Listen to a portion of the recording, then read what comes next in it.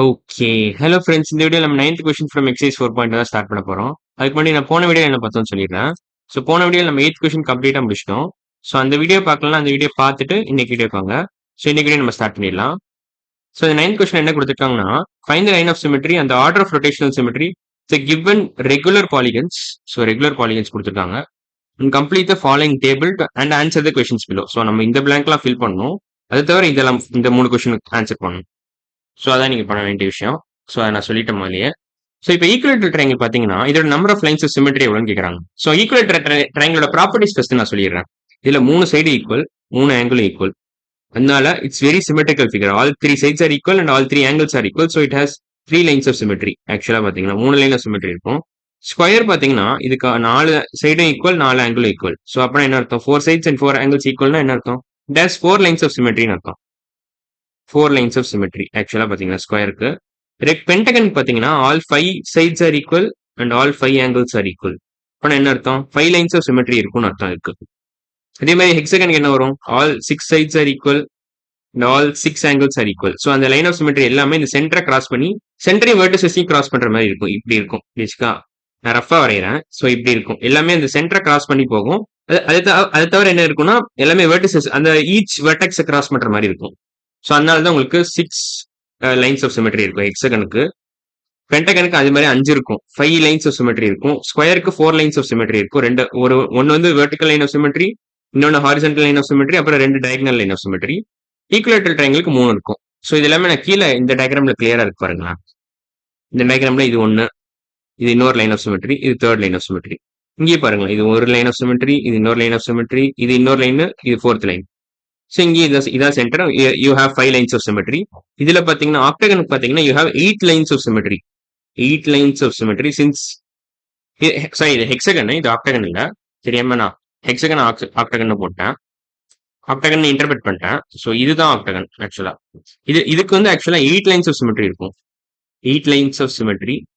ஏன் அப்பனா ஏன் 8 லைன்ஸ் நீங்க கேட்கலாம். ஏன்னா இதுல 8 side equal, 8 angle equal, perfectly symmetrical shape. அதுவும் ரொம்ப முக்கியம். எல்லாமே equidistant from the centre. All sides are equidistant from the centre. So perfectly symmetrical ஷேப்பாகவும் இருக்கணும். அது சும்மா 6 சைடு 6 ஆங்கிள் ஈக்குவலா இருந்தாலே பேசிக்கா தான் அர்த்தம். ஸோ இப்போ ரெகுலர் பாலிகன்ல இந்த மாதிரி ப்ராப்பர்ட்டிஸ் இருந்தா என்ன அர்த்தம் அதுக்கு? So square equilateral triangle has 3 lines of symmetry since all 3 sides are equal and all 3 angles are equal. So அதை ஃபர்ஸ்ட் எழுதிக்கோங்க. Equilateral triangle has 3 lines of symmetry. அதே மாதிரி square has 4 lines of symmetry since all 4 sides are equal and all 4 angles are equal. 4 side equal, 4 angle equal. அதனால அதோட number of lines of symmetry வந்து 4. அதே மாதிரி regular pentagon பாத்தீங்கன்னா 5 side equal, 5 angle equal. So it has 5 lines of symmetry. நான் eraser choose பண்ணிக்கிறேன். இதில் அழிச்சிடறேன் தேவையில்லாத. அதே மாதிரி ஆக்டகன் பாத்தீங்கன்னா ஆக்டகன் இல்ல பென்டகன் பாத்தீங்கன்னா 5 சைடு ஈக்குவல், ஸோ 5 ஆங்கிள் அது சொல்லிட்டேன். ஹெக்ஸகன் பாத்தீங்கன்னா 6 side equal, 6 angle equal. So அதை நான் எழுதிடுறேன். 6 சைடும் ஈக்குவல், 6 ஆங்கிளும் ஈக்குவல். ஸோ அதனால it has 6 lines of symmetry. Octagon பாத்தீங்கன்னா 8 சைடும் ஈக்குவல், 8 ஆங்கிளும் equal. All 8 sides are equal and all 8 angles are equal. So it has 8 lines of symmetry. இதனால தான் இங்க ஒரு ஹெக்ஸகன் வரைக்கும் தான் இருக்கு. ஆக்டகன் நான் வரையல. ஸோ பேசிக்கா நீங்க என்ன தெரிஞ்சுக்கலாம் இப்ப?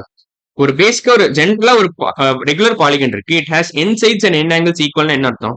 It has n lines of சிமெட்ரின்னு அர்த்தம்.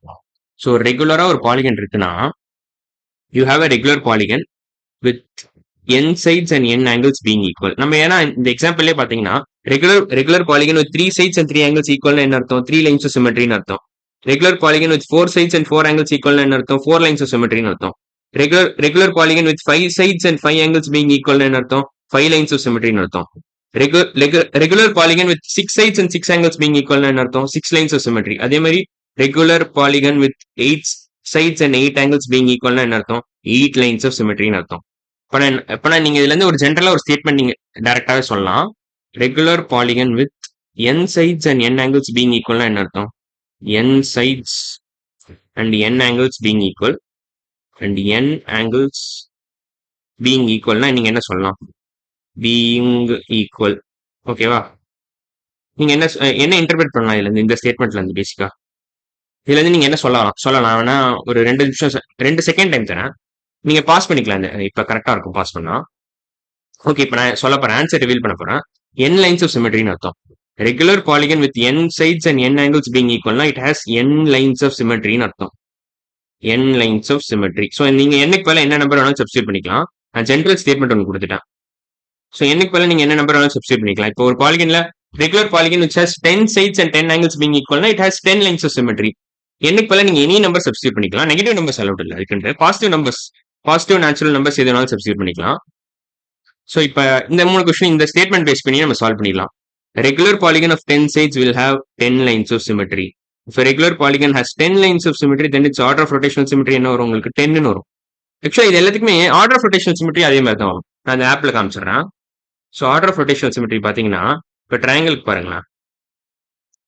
Triangle has order of rotational symmetry 3 1 2 3 3 வந்துருச்சா? எவ்ரி டைம் நீங்க 120 டிகிரிஸ் டர்ன் பண்ணீங்கன்னா உங்களுக்கு ஒரு மேட்ச் கிடைச்சிக்கிட்டே இருக்கும். அந்த மாதிரி 3 தடவை பண்ணலாம் நீங்க. அப்பதான் உங்களுக்கு ஃபுல் ரொட்டேஷன் முடிஞ்சிடும். இப்போ நான் அடுத்தது இதுக்கு போறேன். ஸோ ஸ்கொயருக்கு போறேன். ஸ்கொயர் பாருங்களேன். எவ்ரி டைம் நீங்க 90 டிகிரிஸ் டர்ன் பண்ணீங்கன்னா உங்களுக்கு ஒரு மேட்ச் கிடைச்சிக்கிட்டே இருக்கும். அது மாதிரி நீங்க 4 தடவை பண்ணலாம். ஸோ 4 தடவை பண்ணியாச்சு. 1 2 3 4 அவ்வளவுதான். ஸ்கொயர் முடிஞ்சிச்சு. இப்போ நம்ம வேணா பென்டகன் போகலாம். பென்டகனுக்கு எப்படி வரும் உங்களுக்கு? 5 தடவை பண்ணலாம். அது மாதிரி 1 2 3 4 5 எவ்ரி டைம் நீங்க 72 டிகிரிஸ் டர்ன் பண்ணீங்கன்னா உங்களுக்கு ஒரு மேட்ச் கிடைச்சிட்டே இருக்கும். ஸோ அந்த மாதிரி நீங்க 5 தடவை பண்ணலாம். ஸோ 5 தடவை பண்ணீங்கன்னா உங்களுக்கு ஒரு ஃபுல் ரொட்டேஷன் முடிஞ்சிடும். So you get exactly 5 matches. இப்போ நம்ம வேணா ஹெக்ஸகன் பண்ணலாமா? ஹெக்ஸகன் பண்ணலாம். ஹெக்ஸகன் வேணா எடுத்துக்கலாம். அது ஆக்டகனுக்கு நீங்க இதை வச்சே நீங்க புரிஞ்சுக்கலாம் ஆக்டகனுக்கு எப்படி வரும்ன்றது. ஸோ இது ஹெக்ஸகனுக்கு வேணா நான் ரீசெட் பண்ணிட்டு மறுபடியும் பண்றேன். ஸோ ஹெக்ஸகனுக்கு நம்ம பண்ண போறோம். இப்போ எவ்ரி டைம் நீங்க 60 டிகிரிஸ் டர்ன் பண்ணீங்கன்னா உங்களுக்கு ஒரு மேட்ச் கிடைச்சிட்டே இருக்கும். 120 180 240 300 ஃபைனலா 360. ஸோ 6 மேட்ச் கிடைச்சிடும் உங்களுக்கு ஹெக்ஸகன்னா. இப்போ ஆக்டகன் பண்ணலாமா வேணாமா? ஆக்டகனும் பண்ணிக்கலாம். 8 வரும் நினைக்கிறேன். 8 வரும். ஆமா. ஸோ ஆக்டகன் பாத்தீங்கன்னா இப்போ நான் ரீசெட் பண்ணிடுறேன். ஸோ எவ்ரி டைம் நீங்க 45 டிகிரிஸ் டர்ன் பண்ணீங்கன்னா உங்களுக்கு ஒரு மேட்ச் கிடைச்சிட்டே இருக்கும். அது மாதிரி 8 மேட்ச் கிடைக்கும். ஏன்னா 45 into 8 gives you 360. So every time you turn 45 degrees you get exact same orientation. அது மாதிரி நீங்க 8 தடவை உங்களுக்கு நீங்க பண்ணலாம். ஸோ 8 மேட்ச் கிடைக்கும். 8 எக்ஸாக்ட் மேட்சஸ் 8 எக்ஸாக்ட் மேட்சஸ் கிடைக்கும். 8 times you will get the same orientation. So இப்போ நான் ப்ளே பண்றேன். 1 2 3 4 5 6 7 அப்புறம் ஃபைனலா 8 அவ்வளவுதான்.